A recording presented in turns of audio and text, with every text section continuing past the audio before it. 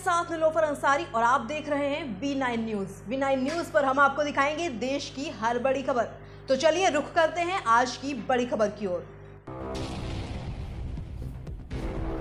पंचायत की पंचायत समिति सदस्य गीता देवी के पति संतोष पासवान की हत्या का खुलासा समस्तीपुर पुलिस ने किया है। एसपी विनय तिवारी ने इस बात की जानकारी दी है कि संतोष पासवान की हत्या इलाके के शराब माफिया से दुश्मनी और 50 साल पुरानी जमीनी विवाद को लेकर हुई थी, जबकि हत्या के दिन मृतक के परिजनों ने इसे प्रेम प्रसंग का मामला बताया था।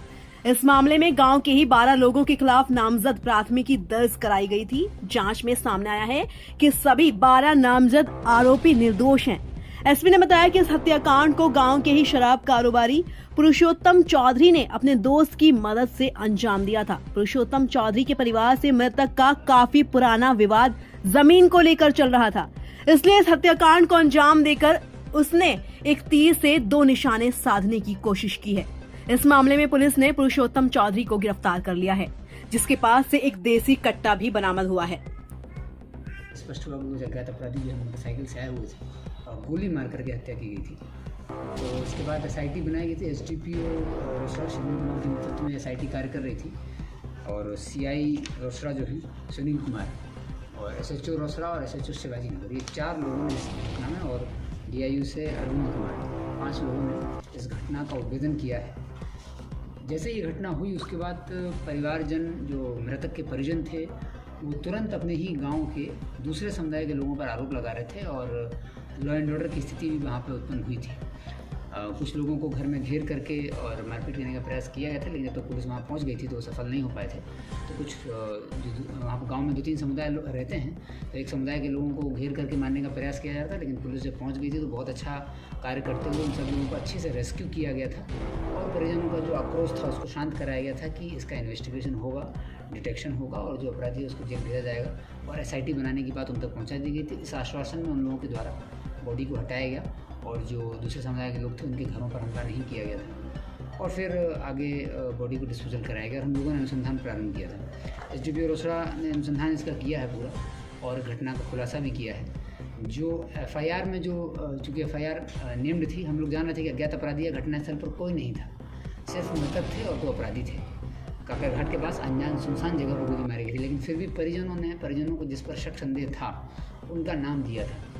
गांव के ही करीब 12 लोगों का नाम दिया था उसी गांव में और जो घटना का कारण परिजन ने बताया था वो ये था कि लड़का लड़की का एक मैटर हुआ था। एक लड़की एक लड़के के साथ कुछ दिन पहले भागी थी। 2 अलग अलग समुदाय थे। मृतक जिस समुदाय थे उससे उस समुदाय के लोग थे और दूसरे समुदाय के लोग थे, जिन पर दोनों समुदायों के बीच में लड़का लड़की का मामला हुआ था, जिसको लेकर के मृतक के परिजनों का आरोप था कि दूसरे समुदाय के लोगों ने इनको आकर के मारा है। लेकिन हम लोग इस कारण से बहुत संतुष्ट नहीं थे, चूँकि ये पुरुषोत्तम चौधरी और विक्की कुमार पर तो इनका ज़मीन विवाद ऑलरेडी चल रहा था और साथ में ये घटना हो गई।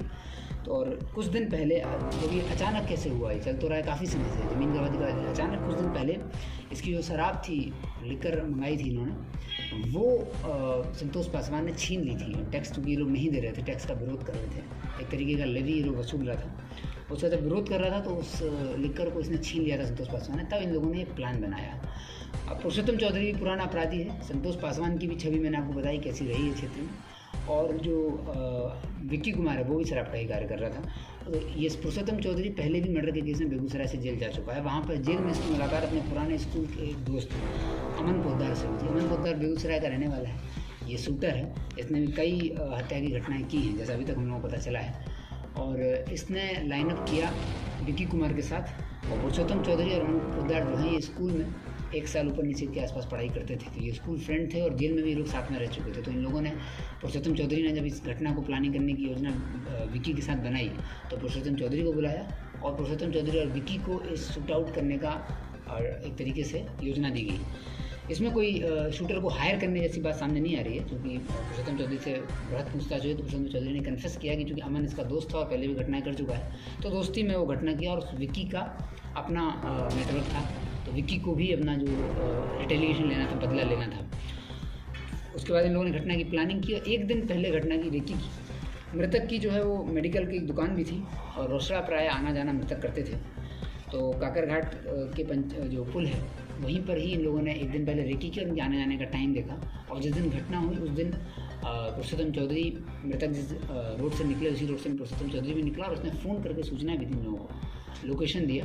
और उसके बाद ये विक्की और अमन दोनों एक मोटरसाइकिल से आते हैं और सुनसान जगह पर गोली मार करके आगे निकल जाते हैं। उसके बाद फिर ये लोग अपने अपने जगह भाग गए हैं, लेकिन हम लोगों ने जब टेक्निकल अनुसंधान किया और परिवार ने जो नाम दिया था जिन लोगों का, वो सभी लोग निर्दोष हैं, उन सब लोगों का हत्या से कोई लेना देना नहीं है।